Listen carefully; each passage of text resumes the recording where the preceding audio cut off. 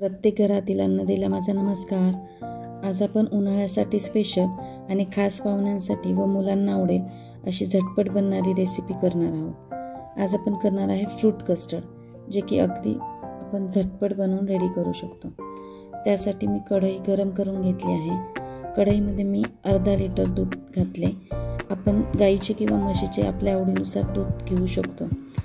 आता मध्यम आचेवर मी दूध गरम करून घेतले। दुधाला उकळी येईपर्यंत मी त्यामध्ये घालणाऱ्या साहित्याची तयारी करून घेतली। त्यासाठी मी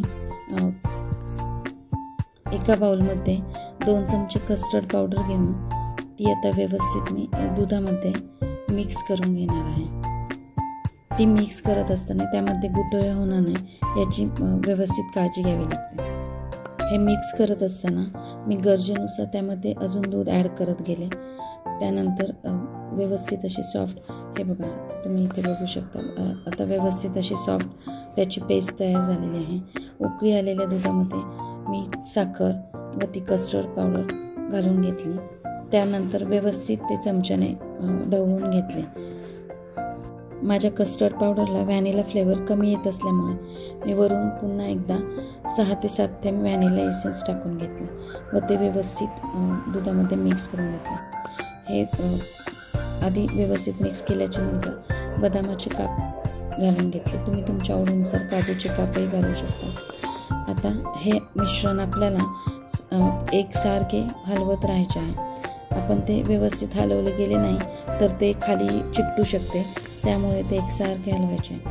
आता हे मिश्रण आपले गॅस बंद करून आता थंड होण्यासाठी एका भांड्यामध्ये काढून घेऊया।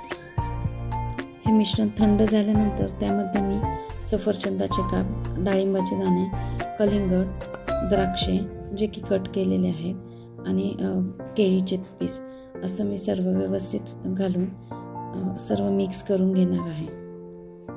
आपण आपल्या आवडीनुसार कुठलीही फळे घालू शकतो, पण शक्यतो आंबट फळे घालू नयेत, जसं की संत्री किंवा मोसंबी पण घालू नये। आता हे मी पुन्हा फ्रीजमध्ये थंड होण्यासाठी ठेवणार आहे।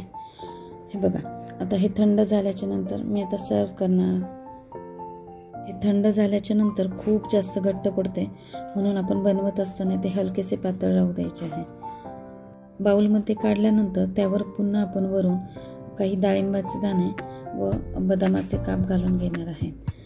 हे बघा, ती झटपट असे आपले फ्रूट कस्टर्ड बनवून रेडी झाले।